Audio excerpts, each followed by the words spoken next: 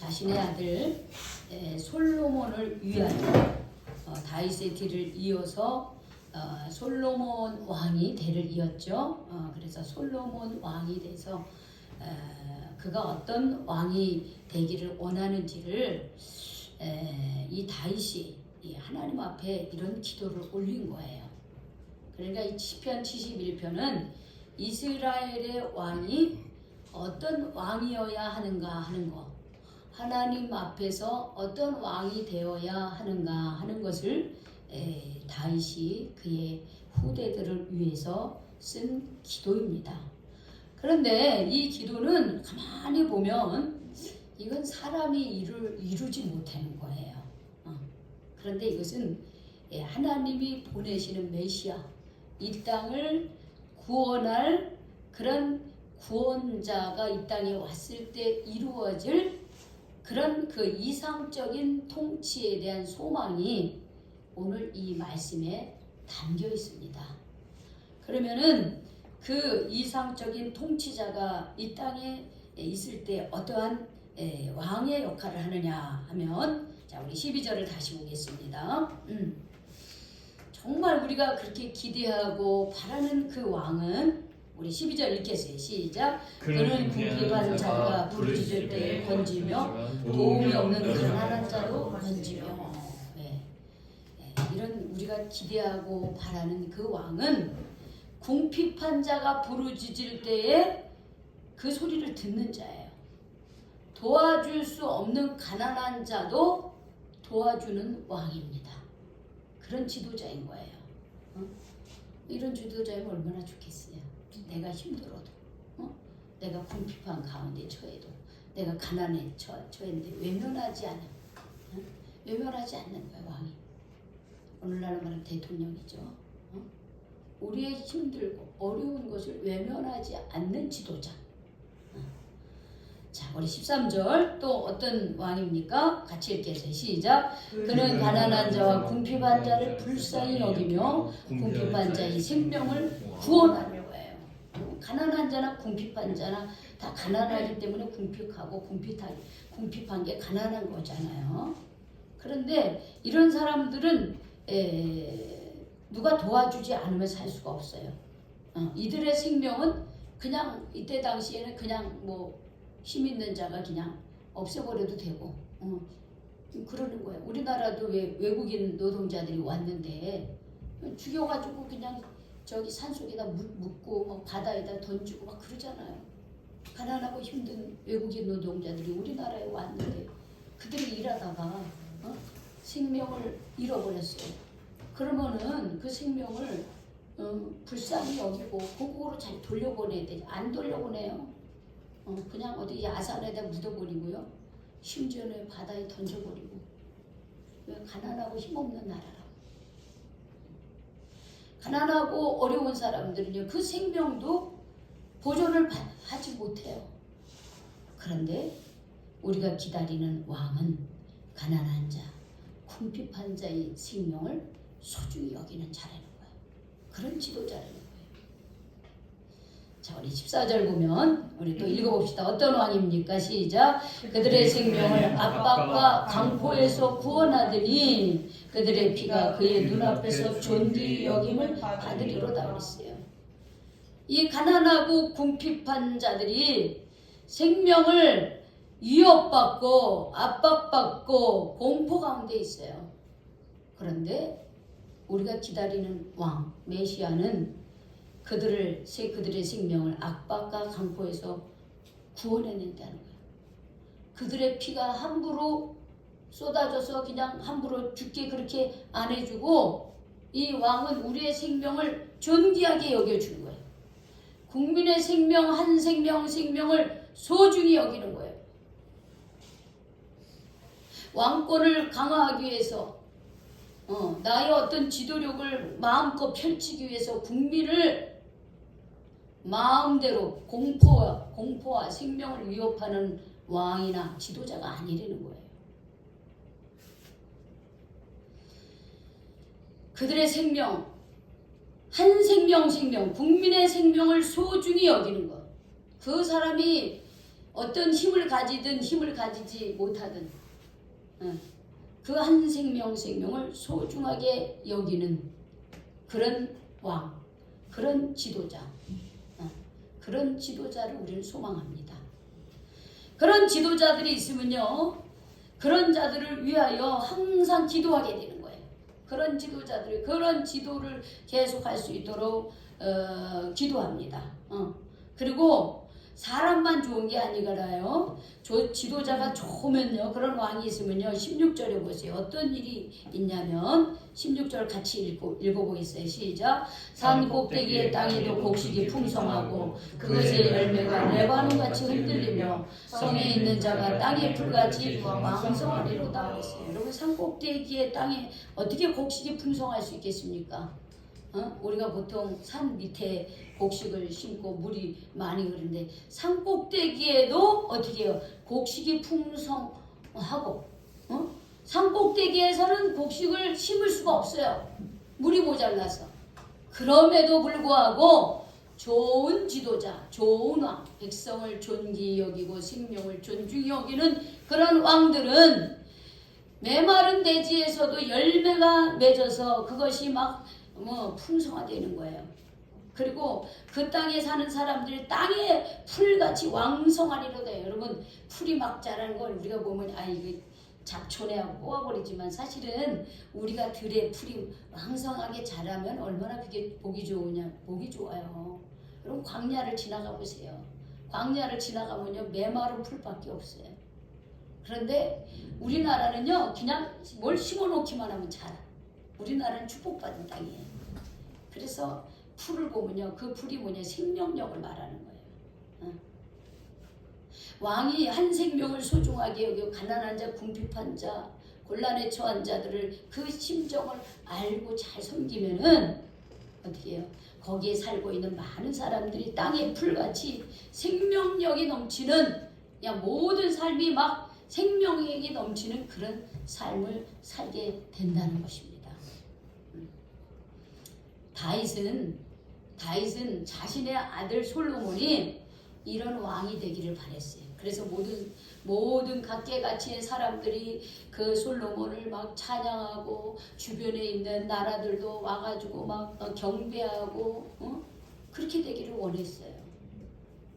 여러분 한 나라의 지도자가 어떤 사람이냐에 따라서 그 나라의 국격이 결정되는 거예요. 우리나라를 대표하는 대통령이 잘해야 세계 곳곳에 나가서도 우리나라가 인정받을 수가 있어요. 다윗은 그들의 후손들이 솔로몬이 그런 왕이 되기를 바랬습니다. 그런데 정작 그들이 그렇게 바라는 왕이 사실은 되지 못했습니다. 다윗 자체도 그런 왕이 되지 못했고요. 그의 아들 솔로몬도 이런 왕이 되기를 간절히 바랬지만 그렇게 못했습니다. 그럼에도 불구하고 이런 시가 성경에 그대로 적혀있는 이유는 무엇일까요? 이 시는 장차 임하게 될 메시아의 이상적 통치에 대한 소망을 말하고 있기 때문에 이 말씀이 들어있는 겁니다.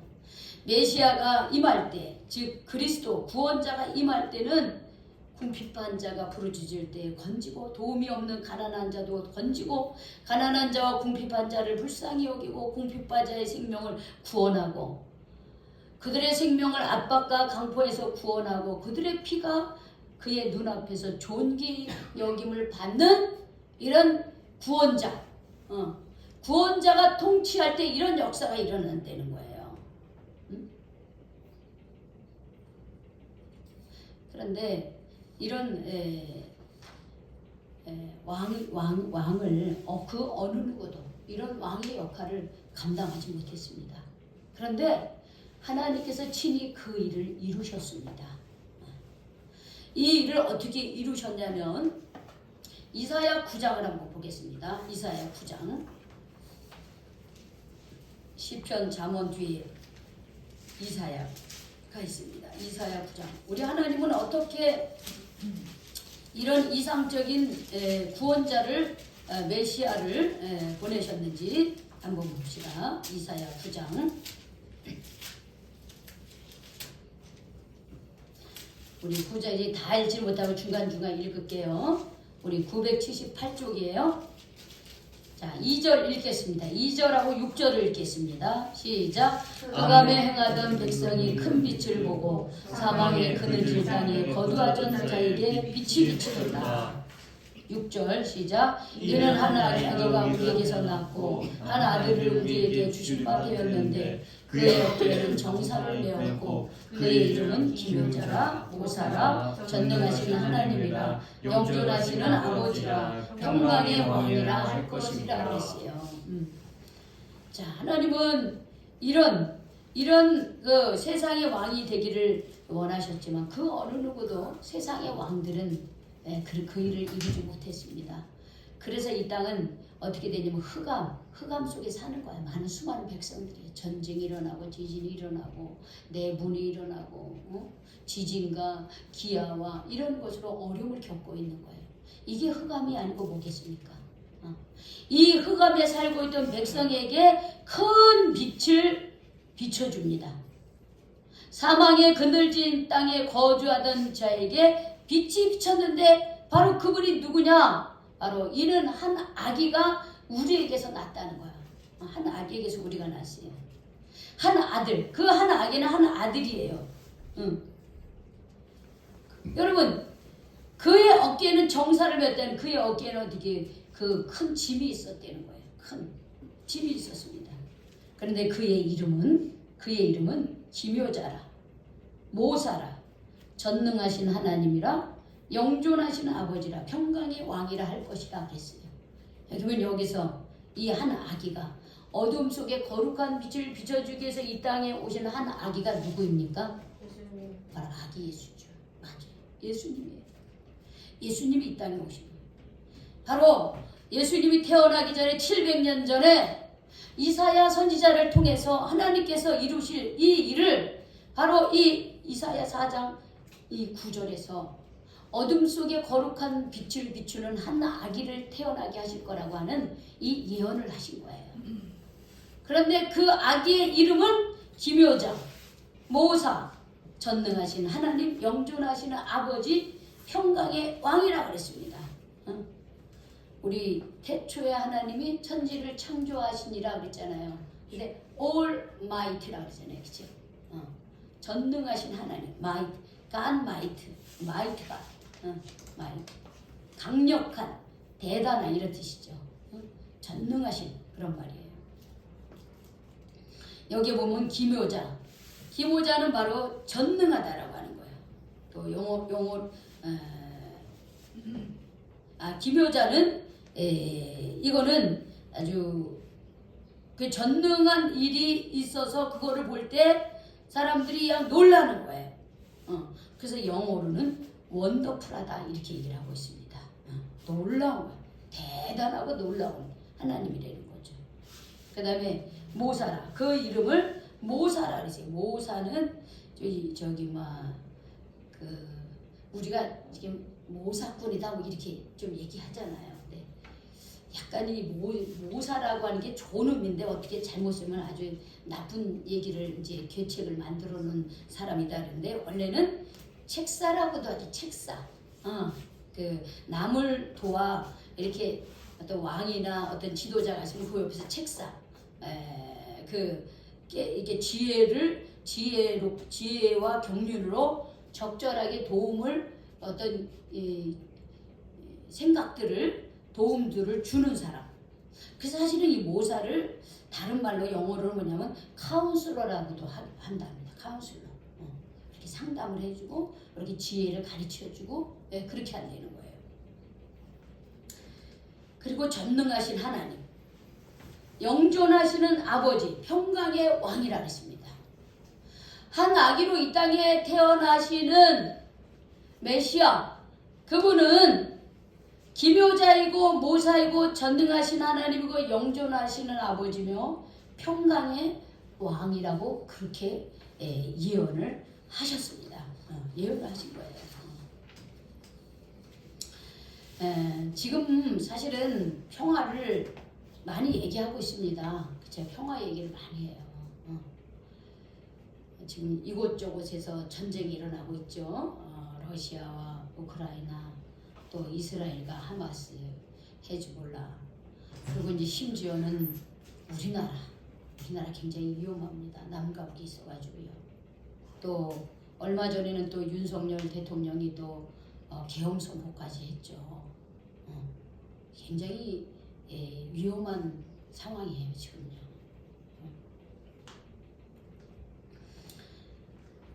사람들은 평화를 얘기하지만 근데 때로는 그 평화는 자기의 이익에 따라서 평화는 달라지는 거예요. 세계의 모든 나라가 다 자기 나라 이익을 원하며 평화를 얘기하고 있습니다. 다 자국의 입장이 있는 거예요. 내 입장에서 평화를 말하는 거예요. 우리나라 안에 정치를 하는 사람들도 다 자기 유익에 따라서 이것이 옳다고 얘기하고 저것이 옳다고 얘기하고 있습니다. 자기 이익에 따라서 하고 있습니다. 국민을 위해서 하는 것이 참 어떤 것인지 하는 것보다 자기의 당략으로 일하는 경우도 많이 있습니다. 내게 유익이 없으면은 쓸모가 없기도 하고요. 나한테 유익이 되지 않으면 그건 평화가 아닐 때도 있습니다. 우리도 그렇잖아요. 우리도 내 이익에 따라서 하고 있잖아요. 왜냐하면 우리는 아담의 범죄 이후에 타락한 인생의 인간의 본성을 가지고 있기 때문에 이기적인 존재예요. 우리는 모두가 이기적인 존재입니다. 그래서 세상의 평화는요 온전하지가 못해요. 그런데 그렇기 때문에 하나님께서 한 아기를 보내주셨는데 바로 그게 예수님이라고 하는 거예요. 그런데 이 예수님은 그러면 어떻게 평화의 왕이 되어주셨느냐 하면요. 여러분 스가랴 9장 9절 한번 읽어보세요. 스가랴 9장 9절.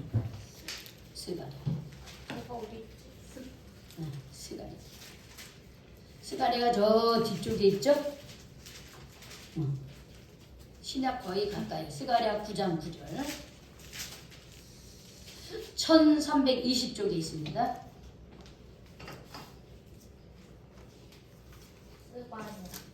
스가랴 9장 9절입니다.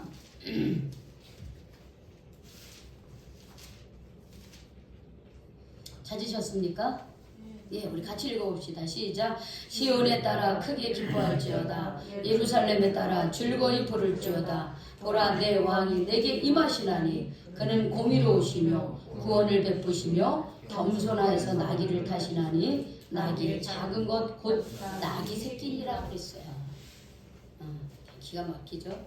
이 땅에 오시는 그 구원을 베풀 왕이 그는 어떻게 해요? 시온아 크게 기뻐해. 예루살렘에 따라 즐거이 부르. 왜 우리는 기뻐하고 왜 즐거워했냐? 보라, 내 왕이 내게 임하여. 그런데 그는 어떤 왕이에요? 나귀 타기 전에 뭐예요? 그는 공의로우시며. 그는 공의로우시며 또 그는 구원을 베푸시며 겸손하여서 뭘 타고 와요? 나귀를 타시나니. 나귀 작은 것 곧 나귀 새끼니라 그랬습니다. 자, 여러분 이 로마 이 스가랴는 이사야랑 비슷한 시기에 살던 사람이기 때문에 600년 700년 전에 이 땅에 메시아로 구원자로 오실 예수님에 대한 기록을 이렇게 얘기한 거예요. 이사야서는 평화의 왕으로 오시는 예수님. 스가랴는 겸손하게 평화의 왕으로 오시는 예수님이에요. 근데 그 예수님은 공의롭다 그랬어요. 공의로우신 하나님, 구원을 베푸시는 하나님. 그 예수님은 겸손해서 뭘 타고 와요? 나귀를 타는 거예요. 왜 나귀가 겸손을 상징하냐면, 자, 로마 제국 시대에는 전쟁터에 나가가지고 승리를 하면 뭘 타고 올까요? 말을 타고 말을 10만, 100마를 타고 오는데 흑마를 타고 와요. 앞에 전차를 끄는 말이 있고요. 그래서 말은 뭐냐면 힘을 상징하고 승리를 전쟁터에 나가가지고 승리하는 거예요. 그런데 이 땅에 오시는 그 메시아는 너무 초라한 거예요. 나귀 새끼를 여러분 나귀는 뭐냐면 그냥 짐을 움직이는 거예요. 그거는 전쟁터에 나갈 수가 없어요. 쪼랑말 이렇게 키가 작고 다리가 짧아요. 그래서 짐 싣고 그런 그 서민들이 쓰는 그런 말이었습니다. 나귀가. 그런데 나귀 중에서도 나귀의 작은 것 곧 나귀 새끼 나귀 새끼 누구도 타보지 않은 나귀 새끼를 타고 우리를 구원을 베풀 왕은 이런 모습으로 오신다는 거예요. 이런 모습으로. 여러분 나귀는 뭘 상징하면 겸손을 상징하고 평화를 상징하는 거예요. 공의롭고 구원을 베푸시는 그 평화의 왕은 말 타고 세상에 어떤 그 힘을 가지고 그렇게 오는 것이 아니라 겸손하게 평화의 왕으로 오셨다라고 하는 것이에요. 여러분 이 세상의 평화를 힘으로 어떤 무력으로 평화를 만들어 갈 수 있을까요? 물론 적당한 시간은 그렇게 됩니다. 그게 돼요. 우리는 쉽게는 자 보세요. 쉽게는 보세요. 우리가 학교에서 혹은 사회에서 힘 있는 사람이 너 내 말 들어? 안 들으면 가만 안 듣고 와 그러면 어때요? 이렇게 쪼그라들어. 그렇죠. 그렇게 되죠. 그게 참된 평화입니까?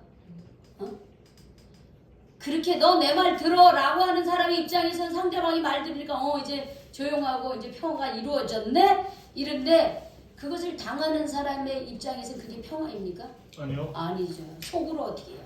요금 찾으시죠. 내가 너 가만히 지나가. 그럼 이건 평화가 아닌 거예요. 그러니까 지금 잘 나가는 뭐 연예인들이나 이런 애들이 뭐가 좀 뜨잖아요. 그렇죠? 그러면은 과거. 학교 다닐 때에 학폭을 당한 사람들은 어떻게 요즘 SNS에다 그걸 올리는 거야.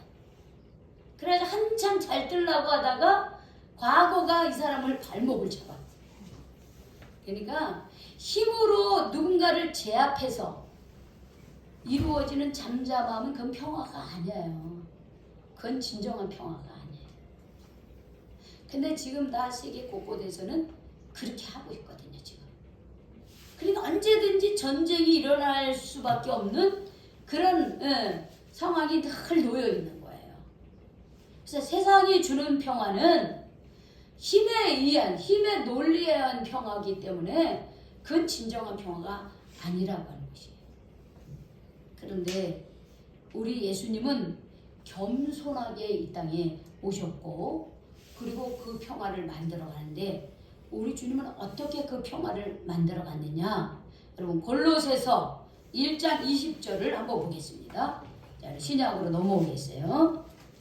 골로새서 1장 20절.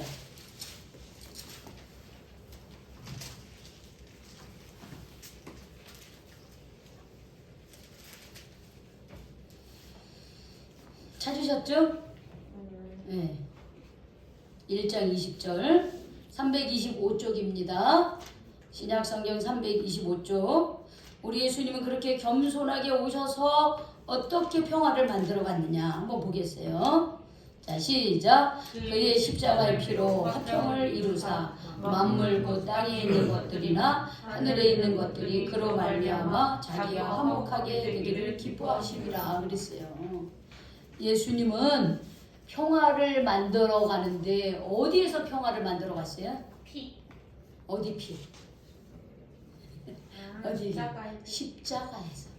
십자가에서 피를 흘리심으로 우리의 죄로 인하여 우리는 죽을 수밖에 없는 그래서 서로 물고 뜯고 서로 미워하고 그리고 분쟁이 일어나고 분열이 일어나고 그게 다 죄 때문에 그래요. 그래 예수님은 그런 우리의 죄를 대신하여 십자가에서 그것을 다 짊어지는 거예요. 어떤 힘으로 무력으로 평화를 만들어가는 것이 아니라 예수님은 자신이 온 인류의 죄를 다 짊어지고 본인이 혼자 대속의 피를 흘려주셨다는 거예요. 예수님이 그렇게 우리의 죄값을 치러줌으로 우리는 먼저 누구하고 평화를 이루어갑니까? 누구하고 먼저 평화를 이루어가요? 하나님하고 평화. 여러분 하나님과 나 사이에 죄라고 하는 담이 있었어요. 이 죄 때문에 우리는 하나님께 나아갈 수 없었습니다. 그래서 하나님과 나는요 친해지지 못했어요. 화목할 수가 없었어요. 이 죄 때문에. 그런데 하는 예수님으로 인하여, 예수님의 거룩한 피로 인하여 내 죄를 어떻게 해요? 예수님이 짊어지심으로써, 예수님의 거룩한 피를 믿음으로써 우리는 하나님과 나 사이에 있던 이 죄라고 하는 담이 어떻게 됐어요? 허물어졌어요. 허물어지고 나는 하나님과 친한 사이가 되고 화평의 사이가 된 겁니다. 그런데 여러분, 하나님과 나하고 평화를 이루었으면 거기서 끝납니까? 어떻게 해야 돼요? 화평을 이룬 우리가 또 어떻게 해야 됩니까? 이웃과 화평을 만들어가는 사람이 되는 거예요. 그래서 사도 바울은 골로새서 1장 20절에 이렇게 표현하는 거예요. 그의 십자가의 피로, 즉 예수님의 십자가의 그 희생의 피로 하나님과 우리 사이가 화평을 이루게 된 거예요. 만물 곧 땅에 있는 것들이나 하늘에 있는 것들이 그로 말미암아 자기와 화목하게 되기를 기뻐하셨다 그랬습니다. 모든 만물이 먼저는 하나님과 우리 사이의 죄라고 하는 나물이 허물어짐으로써 하나님과 평화를 이루고, 그리고 이 세상에 있는 모든 것들이 어떻게 해요? 예수 그리스도를 통해 화목하게 되기를 기뻐하셨다라고 하는 겁니다. 그래서 예수님이 만든 그 평화는 십자가 위에서 이루어진 거라고 하는 거예요. 세상의 핵무기로, 세상에 뭐 어떤 잘 나가는 그런 무기로 만든 것이 아니라는 거예요. 세상의 힘으로 된 것이 아니라는 거예요. 예수님의 거룩한 피로 어떻게 해요? 십자가의 피로 화목을 만들어 갔습니다. 지금도 세상에 뛰어난 많은 정치가들이나 학자들이 평화를 이루기 위해서 이렇게 많은 논리를 얘기를 하고 있습니다. 그러나 진정한 참된 평화는 십자가에서 보여주신 그런 예수 그리스도의 사랑밖에 없다라고 하는 것입니다. 사랑만이 어떻게 하나님과 나 사이를 평화롭게 만들고, 또 사람과 그 평화를 맛본 우리가 사람과 사람 사이를 평화롭게 만들어가는 역할을 하는 사람이 우리가 돼야 되는 거예요. 우리가 지금 성탄을 앞두고 있습니다. 우리 대림절 2주를 맞이하고 있는데 우리는 진정으로 하나님과 화평한 자인가 한번 보세요. 이미 오신 예수님으로 인해서 우리는 죄사함 받고 하나님과 우리 사이는 화평한 자가 되어야 되는데 그런 사람이 되었는가? 하나님과 친근한 사람인가? 그리고 우리는 우리 주변에서 정말 화목한 삶을 만들어가는 사람인가 한번 돌아보시길 바랍니다. 지금 나라가 심히 어지럽습니다. 사실은 우리 윤석열 대통령이 계엄 선포를 통해서 사실은 무력으로 이 나라를 다스리고자 했던 겁니다. 사실은 잘못된 방법입니다. 그런 방법으로는 평화가 이루어질 수가 없습니다. 그래서 우리는 지금 굉장히 어려운 가운데 있어요, 우리나라가. 그래서 이 문제가 잘 해결될 수 있도록 우리는 기도해야 됩니다. 기도해야 돼요. 항상 우리는 남북한이 대치하기 때문에 남쪽에 어려운 것이 북한에 또 도발이 되지 않도록 우리는 기도해야 됩니다. 힘의 평화가 아니라 우리는 예수님의 십자가의 평화를 만들어갈 수 있는 사람이 되어야 됩니다. 성탄절 다시 예수님을 우리는 기다리고 있습니다. 십자가의 사랑으로 우리가 평화를 만들어가는 그런 사람이 되시기를, 그런 사람이 될 수 있도록 우리는 깨어서 있는 그런 신앙인이 되시기를 다시 한번 주님의 이름으로 축복합니다. 아멘. 하나님 감사합니다. 우리 예수님 오신 날을 기다리며 다시 오실 예수님을 기다리며, 주님 왜 예수님이 이 땅에 오셨는지를 말씀을 통해서 나누게 해주신 것을 감사드립니다. 주님, 이 땅에 오신 예수님은 평화의 왕으로 오셨다고 했습니다. 주님, 예수님은 어떤 세상의 권력과 무력으로 평화를 만들어간 것이 아니라 예수님은 자기 자신이 친히 온 인류의 죄를 대신하여 십자가에 못 박혀 죽으심으로 십자가의 거룩한 피로 평화를 만들어 가셨다고 했습니다. 주님, 우리가 그 은혜를 받았사오니 우리도 평화를 만들어가는 사람들이 될 수 있도록 인도하여 주시옵소서. 나아가 이 나라 이민족을 위해서 기도합니다. 하나님, 우리 아버지 지도자들, 하나님 특별히 윤석열 대통령, 하나님 대통령으로 오히려 주님 국민을 어지럽게 하는 어려운 일을 선택을 하셨습니다. 하나님 바라기는 주님 이미 벌어진 일이오니 잘 수습될 수 있도록 인도하여 주시옵소서. 하나님 정말 이 나라가 주님 혼란스럽지 않도록 주님 대통령으로서 어떤 선택을 해야 되니 국민을 위해서 어떤 선택을 하는 것이 옳은지를 그 지혜를 깨닫게 하시고 주님 국민을 위하여 질서 있게 주님 잘 정리가 될 수 있도록 주님 인도해 주시기를 원합니다. 또한 이것을 위해서 정치 지도자들이 당리당략에 빠지지 말게 하시고 하나님 국민을 위해서 어떤 일을 해야 될지를 하나님 그 지혜를 우리 지도자들에게 허락해 주셔서 이 혼란이 오히려 위기가 기회가 되는 시간들이 되게 하여 주시옵소서. 이런 일로 인하여 북한의 또 어려움이 우리에게 미치지 않도록 하나님께서 막아주시고 주님께서 이 나라 이민족을 지키시고 붙잡아 주시옵소서. 예수님의 이름으로 기도 올리옵나이다. 아멘.